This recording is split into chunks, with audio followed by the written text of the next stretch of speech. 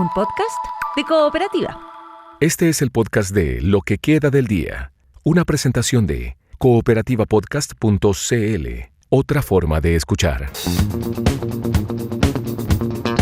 Hola, esta es la bienvenida al podcast de Lo que queda del día. Muchísimas gracias por estar allí. Hoy vamos a hablar del gasto público con un ex integrante de la Comisión Asesora para Reformas Estructurales al Gasto Público. ¿Cómo ven los anuncios del gobierno de José Antonio Kast y, por ejemplo, el recorte de un 3% en todos los ministerios? Luego vamos a estar hablando de especies como la ranita de Darwin o el pingüino de Humboldt a raíz del retiro de 43 decretos supremos del Ministerio del Medio Ambiente. Y la conversación es con el representante de la organización internacional Wildlife Conservation Society. Me parece preocupante, ¿ok? Porque lo que hemos visto en el oficio es que una rebaja pareja, transversal, subtítulo por subtítulo, es un poquito desconcertante porque ya llevamos un trimestre de ejecución del presupuesto. Si tú haces una rebaja como está planteada subtítulo por subtítulo, necesariamente tienes que bajar personal, afectar políticas sociales, afectar las pensiones. Yo habría esperado una instrucción un poco más flexible, que se buscara, primero que se determinara cuánto hay que rebajar, porque esta cifra del 3% parece como caprichosa, porque son 3% de qué, son 2.700 millones de dólares, que si tú le rebajas a educación tienes que afectar las subvenciones, la gratuidad, le rebajas el 3% al Ministerio del Trabajo, tienes que afectar las pensiones. Entonces yo tengo la impresión de que o se hace más flexible para lograr la cifra que se pueda lograr, o va a haber que revertir muchas de las medidas. Por ejemplo, el Ministerio de Salud, peso que le rebaje a salud se lo tiene que devolver el doble. Entonces es preocupante por la... Yo espero que no sea tan rígida, porque el papel dice pareja, ¿ya? Y el 3% subtítulo por subtítulo. Eso para nosotros es muy inflexible. Segunda preocupación son los criterios que recomiendan, bueno, el ministro en este caso, porque hay criterios muy subjetivos que hablan del abuso, del mal uso de recursos, etcétera. Y hay algunos que sí son objetivables, que están entre la letra G y la letra L, que tiene que ver con los contratos, las inversiones que no se han hecho todavía, etcétera. Pero me preocupa esa sensación de que hay un abuso generalizado de los funcionarios, en este caso de los administradores del aparato. Y luego te vas a encontrar con que no es así, entonces no va a poder rebajar, etcétera. O sea, hay complicaciones respecto a la aplicación especialmente, mira, el último párrafo del numeral 6 dice que la Dirección de Presupuesto ha detectado ya muchas cuestiones que pueden ser criticables o abusos, que en principio si uno lee transversalmente el oficio ascenderían a $1.000 millones. Entonces, si lo saben la IP, ¿por qué no lo han hecho? O ¿por qué no lo han informado a la Contraloría? Me parece complejo poner a la institución en ese trance. ¿Ya? Ya. O sea, usted dice... No, por favor, continúe. No, es que iba a pasar, por ejemplo, seguimos en el 3%. Y el CAE me parece bien que si no va a estar el PES, mejoren los mecanismos de recaudación. Eso de todas maneras. Ya, vamos a lo que menciona usted respecto a lo que podría pasar en un ministerio como el del trabajo. Porque cuando la rebaja es transversal, cuando cada repartición tiene que bajar al 3%, va a tener que construir de alguna manera ese 3%, ¿no es cierto? Igual que en la casa uno tendría que decir, bueno, aquí hay que bajar 3%. Dentro de una perspectiva que puede ser prejuiciosa o no, uno podría plantear que hay mucho gasto superfluo, ¿no es cierto?, en el Estado, y se ha instalado un poco ese relato, sí, que el gasto superfluo, que las personas incluso no están haciendo su trabajo, en fin. Pero usted dice, no hay manera de construir ese 3%, en el caso de trabajo, por ejemplo, sin afectar las pensiones. ¿Por qué? Porque, mira, déjame buscar porque lo tenía a mano el dato.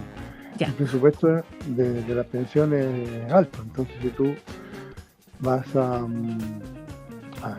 igual mientras te... Sí, no, puede buscar el dato. Estamos conversando con Sergio Granados. Fue parte de la Comisión Asesora para las Reformas Estructurales al Gasto Público. Una comisión, además, que ha sido mencionada dentro de los fundamentos para establecer estas reducciones al gasto público con las cuales ha debutado el gobierno de José Antonio Kast. Sergio Granados, además, fue director de presupuestos del segundo gobierno de Michelle Bachelet. No sé si tiene ya el dato respecto a lo que podría pasar, por ejemplo, en un ministerio como el del Trabajo. Tengo un problema en el computador, pero bueno. El ministerio más o menos son entre 16 mil billones. El presupuesto del Ministerio del Trabajo incluye pensiones. Uh-huh. La pensión es lo más relevante. ¿Okay? El 3% son 3 por 7, 21 de 17 billones. El 6% son 500 mil millones de pesos. Ya, ¿de dónde lo van a sacar? ¿Va a afectar la operación? ¿Va a dejar de pagar los gastos, los servicios básicos? Y pueden disminuir los viajes, pueden disminuir el consumo de gasolina por los autos de los directivos, etcétera, etcétera, etcétera, pero lo que no puedes afectar es dejar de pagar las pensiones. No sé si me entiendes. Claro, y usted dice no dar los datos, no dar los números para que se baje un 3% del gasto bruto del ministerio sin tocar pensiones, porque ese es un porcentaje muy alto del gasto que tiene esa repartición. ¿Eso, Sergio? Exactamente. Y lo mismo pasa con educación, y lo mismo pasa con salud, y bueno, en el Ministerio de la Vivienda tendría que no pagar subsidios. Ahora, el gobierno ha dicho los subsidios no se tocan. Lo decía el ministro en el diario Cooperativa. Nosotros conversábamos con él esta semana y él decía ningún subsidio se va a tocar. Sí, claro, pero bueno, entonces yo estoy esperando la aplicación del decreto, porque una cosa es lo que tú pones en el papel y después de repente la gente entra en una situación de mayor cordura y dice, bueno, no podemos hacer esto. Pero si yo interpreto el decreto. ¿Cómo se llama? El decreto a la pata de la letra, tiene que aplicarlo con subsidios, con subtítulos. Cada subtítulo tiene una denominación y tiene un monto aprobado. Los subtítulos son gasto en personal, transferencias corrientes, transferencia capital. Está bien detallado. Los subsidios son transferencia capital y tú le aplicas el 3%. Si es por subtítulo. Lo que yo estoy diciendo es que deberíamos tener una, más flexibilidad en la revisión. Lo cual no significa que no sea con firmeza ni con certeza, digamos. ¿Ah? Pero sí hay que tener cuidado cuando se dan este tipo de instrucciones, porque independiente del trabajo con los ministerios, esta es una facultad del ministro de Hacienda. Entonces la Dirección de Presupuesto puede hacer un nuevo decreto, aplicarle un 3% de rebaja a todo, y va a tener una ley de presupuesto actualizada con un 3% menos, pero eso tiene que ejecutarse después. ¿Usted ve muy imposible el reajuste tal como está planteado? Ha Yo dicho veo ya... difícil, no imposible, porque siempre es posible hacer rebajas, ¿ya? Pero no veo difícil que sea el 3% total. Yo creo que se va a tener que acomodar la cifra durante el transcurso de la ejecución del presupuesto, porque, mira, hay una cosa que no se comenta mucho, pero el presupuesto del Ministerio de Salud, que también son 16, 17 billones de pesos, se aprueba con un desfinanciamiento de 1 billón. El ministro hizo alusión a que el gasto en salud había sido 6% más alto, no sé si en el primer mes o en el primer bimestre, no sé si te recuerdas de eso. Uh-huh. Pero eso significa que ya salud está haciendo un presupuesto desfinanciado. No lo podemos arreglar diciendo, miren, mejoremos la gestión. Es evidente que hay que mejorar la gestión, hay muchas cosas que se pueden mejorar, sobre todo si se negocia mejor el precio de los medicamentos, el precio de los insumos de los insumos médicos que se utilizan en las operaciones, se usan mejor los pabellones, va a haber una ganancia en productividad, pero el presupuesto de salud tiene un déficit súper significativo. Por ejemplo, mira, el director de inmigración decía que había 30.000 personas listas para salir del país, ¿no? Uh-huh. Pero no tiene presupuesto, dijo. Y le haré pedir que rebaje 3%. el presidente de la República anda inaugurando la zanja, fue al norte a inaugurar la zanja, que Sí. es parte del programa. Esos recursos no están contemplados en el presupuesto. ¿Con qué los va a financiar? Que el presupuesto además tiene que bajar. Ahora, Sergio Granados, en su opinión, este plan de ajuste fiscal, esta rebaja transversal, adolece en lo técnico,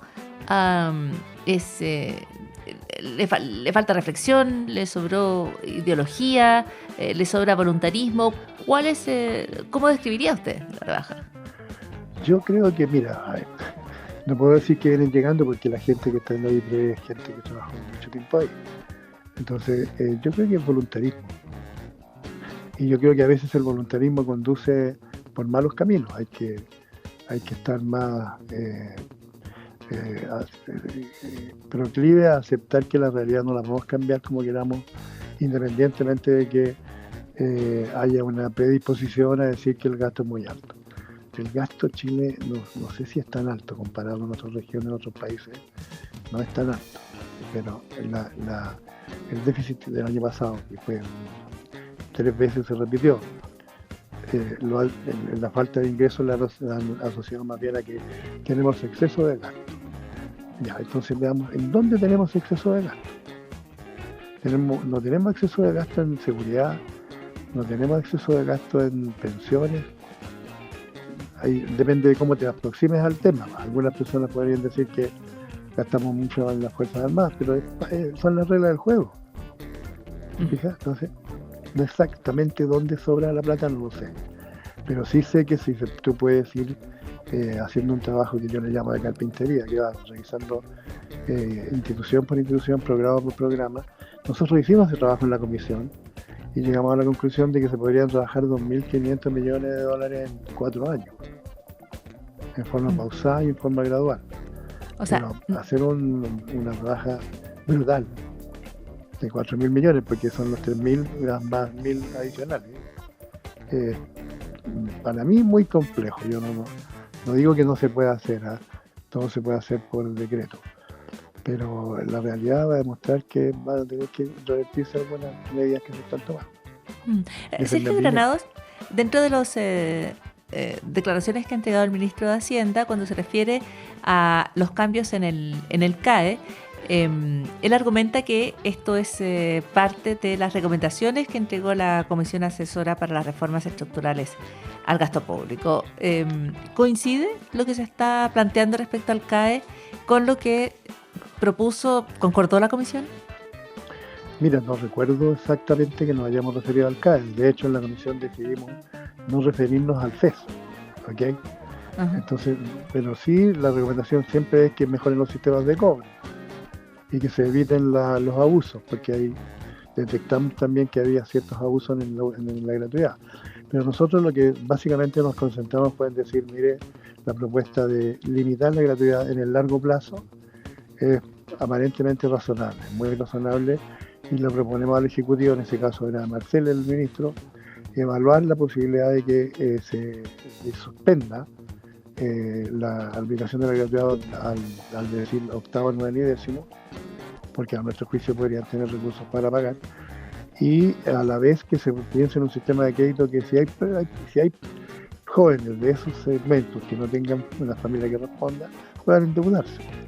Ahora, si el CAE lo mejoran y mejoran además la recaudación, fantástico, no tenemos problema en eso. Pero no hicimos un capítulo del CAE. No, tiene razón. Me corrijo yo, Sergio Granados, porque no se refería al CAE, se refería a la gratuidad. Y ahí menciona que se siguen los planteamientos de la comisión, porque sí se plantea esto de evaluar, por ejemplo, incorporar el criterio de edad en la asignación de gratuidad. Y eso está en la línea de lo que plantea el ministro de Hacienda. Así que ahí me corrijo yo. El Ejecutivo tomó la propuesta de la comisión. Nosotros la propuesta era evaluar. O sea, todo esto es una decisión política. Suspender tanto el límite de la edad, que no teníamos mucha explicación al límite de la edad. Fue una discusión entre nosotros, pero dijimos, bueno, los políticos tendrán que evaluar. Pero parece razonable limitar, pero no limitar en toda la educación superior, sino que las personas mayores de 30 años podrían optar por una carrera técnica o completar estudios en carreras técnicas. Estás escuchando el podcast de Lo que queda del día. una presentación de cooperativapodcast.cl. Y uno de los temas que ha marcado esta semana tiene que ver con el decreto o el retiro más bien por sobre 40 decretos ambientales, entre ellos algunos que apuntaban específicamente a la protección de especies como la ranita de Darwin o el pingüino de Humboldt. Para hablar de estas especies, de estos decretos y otros temas, ya está con nosotros en lo que queda del día Diego Flores, que es director de la organización Wildlife Conservation en Chile, la Wildlife Conservation Society. ¿Cómo estás, Diego Flores? Bienvenido a Cooperativa. Hola Paula, muy buenas tardes, gracias por este espacio de entrevista. Lo primero es preguntarles la opinión general respecto al retiro de estos decretos. ¿Les parece que es una cuestión preocupante? ¿Les parece que se amerita una revisión de Contraloría? Esta mañana nos decía, y ayer nos decía la ex ministra del Medio Ambiente, que lo inusual aquí era que se retiraran todos juntos y al mismo tiempo. ¿Cómo ven ustedes la señal del retiro de estos proyectos? Sí, gracias Paula por la pregunta. Lo primero es decirte, bueno, yo dirijo la organización aquí en Chile que tiene más de 100 años de experiencia a nivel global tratando con vida silvestre, eso es lo primero, ¿ya? Y administramos un parque en Tierra del Fuego. Lo segundo, y desde esa práctica efectiva de la conservación que nosotros tenemos, y por otra parte yo trabajé durante más de 25 años en el sector público, en el mismo Ministerio de Medio Ambiente, efectivamente llama la atención la magnitud del retiro de decretos, son 43 decretos, que se hizo en esta oportunidad. Es válido y es una práctica usual que los gobiernos entrantes revisen algunas, sobre todo los últimos actos administrativos que deja el gobierno saliente, pero aquí llama la atención la magnitud.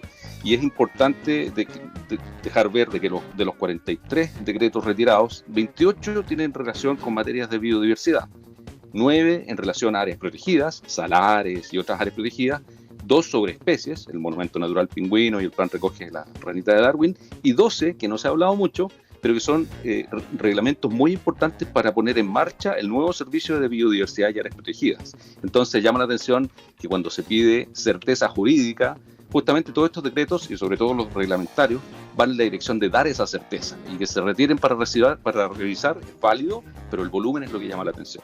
Ya, y se genera una mayor incertidumbre.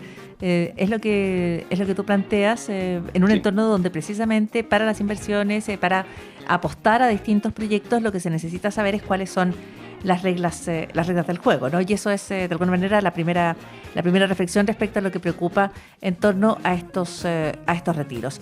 Te invito a revisar algunas de las especies que, dentro de una conversación más grande, ¿no es cierto?, han estado llamando mucho la atención. Lo que pasaba, por ejemplo, con la ranita de Darwin, que está enfrentando distintas amenazas. ¿Qué tan crítico es este momento para esa especie en particular y cómo cambiaría el contexto, cómo cambiaría su situación según este decreto se retire o se reintegre o se modifique? ¿Cómo ven ustedes la situación de la ranita de Darwin? A ver, lo primero, respecto al instrumento Plan Recoge. Recoge viene de una sigla que significa Plan de Recuperación, Conservación y Gestión de Especies, y básicamente se hace sobre especies amenazadas. La ranita de Darwin, tanto a nivel internacional como nacional, está clasificada como en peligro, ¿no es cierto? Eso es lo primero. Lo segundo, la distribución histórica de esta especie está asociada a los bosques del sur de Chile, bosques de la costa y los Andes, entre el Biobío y Aysén, y con ciertos registros en la depresión intermedia cerca de Temuco y el sur de Valdivia. Esa es la distribución histórica, pero como sabemos ya en esa zona ya no está completamente llena de bosques, sino que hay intervención humana, agricultura, ciudades, carreteras, etc. Entonces los parches de bosque han ido quedando desconectados. Las poblaciones de ranita son muy localizadas en espacios muy pequeños y han ido quedando fragmentadas en el tiempo. Durante los últimos 40 años ha declinado muy fuertemente la especie, lo que la tiene en una situación crítica. Y desde el año 2000 existen registros en Chile que la persistencia de esta especie se localiza en al menos 56 poblaciones que están más o menos localizadas. Lo que pretende este plan no es normativo, no impone nuevas regulaciones distintas, sino que pone de acuerdo a un conjunto de organizaciones de la sociedad, incluidas empresas forestales, por ejemplo, o la Sociedad de Herpetólogos de Chile, que se dedican al estudio de este tipo de especies, ¿no es cierto? Servicios públicos, municipalidades y otras organizaciones, es una apuesta en común, es una articulación para ir al rescate de esta especie. Por lo tanto, claro, no estamos frente a una normativa propiamente tal, sino que un plan que pone de acuerdo en en ciertas estructuras de gestión y recuperación de especies a esta especie ranita de Darwin. Ya, ahora en la discusión que de alguna manera subyace a este retiro y a la conversación sobre medio ambiente en los últimos años, podríamos decir, en Chile, o especialmente durante la campaña, de alguna manera se opone la protección medioambiental al desarrollo de proyectos de inversión, ¿no? En el caso de la ranita de Darwin, ¿qué proyectos entorpecería o respecto a las cuales generaría dificultades si uno mirara la conversación desde esa perspectiva, donde tiene que elegir entre la biodiversidad, entre la protección del medio ambiente y el desarrollo de la inversión que va a generar el crecimiento y va a terminar con el bienestar para las familias y todo el país? Claro, es que aquí quizás no hay un proyecto con nombre y apellido específicamente, con un titular de proyecto explícitamente visible, porque esto, como está en el territorio entre estas 56 poblaciones locales esparcidas, digamos, en varias partes del centro y sur de Chile, son diferentes las amenazas que afectan a este tipo de poblaciones de ranita. No es solamente un proyecto. Te puedo decir, no sé, todo el tema de las parcelaciones, que en algún momento también tuvo una discusión, un debate, implica fragmentación de bosque, porque se van abriendo espacios de bosque nativo de forma ilegal, los mismos incendios forestales. Otro tipo de amenazas tienen que ver con las propias enfermedades que portan estas especies, ¿no es cierto? Hongos que en el fondo le atacan la piel, digamos, inhiben la homorregulación de estas especies y por lo tanto finalmente la terminan matando. Por lo tanto, no hay un proyecto en específico, sino que es en general el tratamiento del territorio respecto de especies como esta, que es altamente sensible. Esta es una especie que se denomina EDGE, que significa especies evolutivamente únicas y globalmente amenazadas. Son una parte irreemplazable del patrimonio natural del país y del mundo, por lo tanto estamos hablando de ese tipo de especies. Estamos conversando con Diego Flores, es director de la Wildlife Conservation Society, una organización científica internacional dedicada a la protección de la biodiversidad y los ecosistemas en Chile. Vayamos al pingüino de Humboldt, porque aquí sí se puede decir que hay una relación más directa con un proyecto bien concreto, ¿no es cierto? Y aquí el decreto lo que hacía era declarar monumento natural de especie al pingüino de Humboldt. ¿Qué es lo que cambia si eventualmente se retirara? Porque estos proyectos se han retirado, lo que no significa que necesariamente se vayan a suspender o cancelar todos ellos. Eventualmente, yo entiendo, se podrían modificar o revisar, pero ¿qué es lo que garantizaba este decreto tal como estaba planteado, Diego? Claro. Monumento natural es una figura que existe desde hace mucho tiempo. Recordemos que en las Américas se firmó en los años 40 la Convención de Washington, que hablaba sobre las bellezas escénicas, la flora y fauna. Y desde aquel momento se instauró una figura que era monumento natural, que aplicaba tanto a áreas protegidas, monumentos como superficie, pero también monumentos como especies, como el alerce, la araucaria, y en este caso la innovación se estaba viendo aquí con el pingüino de Humboldt. Esa atribución que antes estaba radicada en el Ministerio de Agricultura, por una parte, y en el Ministerio de Economía, por otra, para las especies más marinas, ¿no es cierto? Bueno, hoy radica en el Ministerio de Medio Ambiente. Y lo que se hizo fue básicamente generar un estatus de protección a esta especie. ¿Y qué implica eso? Prohibir la caza, ¿no es cierto?, el amedrentamiento, el sacar huevos, en el fondo atrapar las especies, salvo dos excepciones que tienen que ver con la investigación científica o con un concepto que es un poco antiguo, que es la inspección gubernamental, es decir, con algún fin de interés nacional, algo así uno podría interpretar en la actualidad.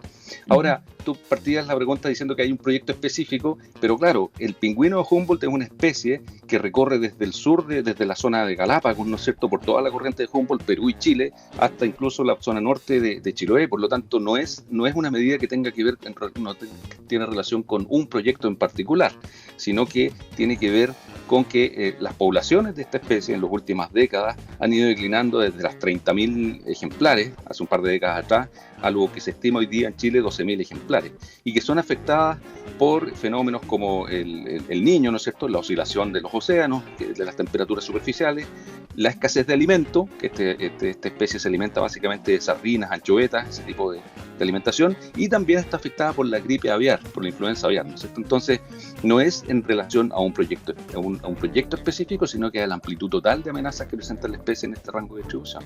Uh-huh. Diego Flores, hemos mencionado dos de las especies y aquí hay muchísimo que se está revisando, ¿no es cierto? Desde el entorno de Juan Fernández, el Parque Nacional Lagunas Bravas, en Atacama, el Salar de Pedernales, son muchísimos lugares. Y de alguna manera la conversación vuelve a lo que planteábamos al principio, ¿no? La idea la idea de que son intereses encontrados, de que tienes que elegir entre uno y otro. Y eso probablemente pasa siempre por la definición de la opinión pública. La opinión pública en Chile ve también que existe una necesidad de elegir entre una cosa y otra. Se observa, por ejemplo, plantea las diferencias respecto a la protección y la inversión como cuestiones irreconciliables. ¿Qué es lo que saben ustedes respecto a eso? No, nosotros que trabajamos muy fuertemente desplegados en el territorio, como te decía inicialmente, nosotros administramos una porción de casi 300.000 hectáreas en Tierra del Fuego, pero también trabajamos en la zona central, aquí en la cordillera de Santiago, trabajamos en el norte, en la zona costera, y nos damos cuenta que la gente no entra en la dicotomía de tener trabajo o cuidar su territorio. Es súper válido que la gente democráticamente elija a sus autoridades, con una promesa de crecimiento económico, trabajo, seguridad, etcétera. Pero la gente también está muy atenta a que no le deterioren su patio trasero o su entorno ambiental, ¿no es cierto? Y en esto también es bien importante este retiro de 43 decretos, es que en Chile tenemos una institucionalidad ambiental desde hace 30 años, la ley 19.300, que se ha ido perfeccionando al punto que hoy día se ha creado un servicio de biodiversidad y áreas protegidas. Y la gente también está atenta a que eso suceda, se protejan sus entornos locales, ¿no es cierto? No solamente la Patagonia, que es maravillosa, que la tenemos, que la protegemos, sino que también hemos ido viendo cómo paulatinamente gente que está en el norte, en el centro, en el sur del país, en zonas costeras, que probablemente no tienen la mega biodiversidad que tiene Colombia, pero sí tienen sus particularidades, bueno, también exija protección. Y en esto la ciudadanía va a estar vigilante respecto del ejercicio de continuidad de la función pública. O sea, la gente no espera que todo se detenga porque cambie un gobierno. La gente sigue demandando, como te decía, trabajo, seguridad, pero también entornos saludables. Así es, y es parte de lo que está determinando estas conversaciones. Hay una demanda por espacios saludables, hay una valoración también de la biodiversidad, hay una conexión con esa biodiversidad que no solo tiene que ver con la identidad país, sino que es también emocional, ¿no? Y en ese sentido, y finalmente, digo, Flores, preguntarte por cuánto percibimos como propias estas materias, cuánto nos conectamos con el medio ambiente, y en la experiencia de ustedes en el trabajo en terreno, pero también de la experiencia que recoge una organización global en distintos países. ¿Cuánto nos importa finalmente? Yo creo que hay un momento que quizás no nos demos cuenta, y nosotros estamos pregonando eso, de que la biodiversidad está en la base de todo lo que hacemos como sociedad, en la economía, en el bienestar humano, en la salud, ¿no es cierto? Y de eso la gente, yo pienso que a nivel mundial eso está despertando. Si queremos hablar de emergencia, como se ha instalado desde el gobierno, bueno, la emergencia es la pérdida de biodiversidad y la falta de conexión de la gente con aquello. A propósito, y te escuchaba en episodios anteriores que estuviste en Antártica, porque te sigo, tú hablabas de los organismos extremófilos. Bueno, en la red de salarios protegidos también se protegen organismos extremófilos que viven en condiciones de altas temperaturas, alta radiación solar, salinidad. Pero ahí hay un secreto guardado en esas cianobacterias que se llaman.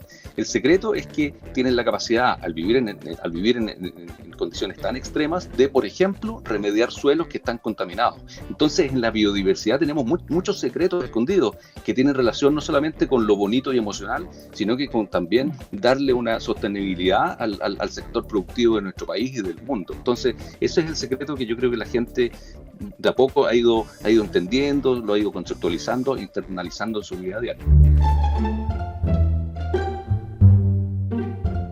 ¿Y sabías qué? Las personas aprenden a fingir, a engañar, cuando tienen 10 meses de edad. O sea, los bebés. Un estudio de la Universidad de Bristol apunta a que la capacidad de engañar aparece muchísimo antes de lo que se pensaba en el ser humano. A los 10 meses, cerca de un cuarto de los bebés muestra conductas asociadas al engaño. A los 17 meses, la cifra de engañadores sube a la mitad. Y hacia los 3 años, ya el engaño es frecuente y elaborado. No es un problema de conducta, es un fenómeno que refleja cómo se va desarrollando la mente humana. No se trata de mentiras complejas, son acciones simples. Por ejemplo, los bebés pueden esconder objetos para que no se los quiten. Pueden hacer que no escuchan para no cumplir con una orden o una instrucción. A los 2 años, los niños, por ejemplo, niegan que hicieron algo, si creen que no les conviene aceptarlo, o esperan hacer lo que se llama travesuras cuando creen que no los están observando. Y ya a los 3 años son maestros del engaño, exageran, omiten información o pueden distraer a los papás o las mamás para lograr lo que quieren. Durante años, la ciencia sostuvo que para mentir, para engañar, se requería un lenguaje más o menos avanzado y la capacidad de entender la mente de la otra persona. Pero este estudio cuestiona esa idea. Los pequeños engaños comienzan mucho antes. Es una habilidad básica que se va volviendo luego más compleja. Se va construyendo progresivamente. Y eso es clave para la crianza, porque no indica malicia, sino aprendizaje. Así la mente humana explora las reglas, entiende las intenciones y las consecuencias. Así que la investigación revela no que seamos engañadores profesionales, sino que antes de hablar ya estamos aprendiendo a navegar el mundo social. Y es posible decir que el perro, y no nosotros, tuvo la culpa, por ejemplo, de algo. Así que el engaño no es una falla, es una señal de que la mente empieza a comprender cómo funciona el mundo. Y eso también es parte de lo que queda del día.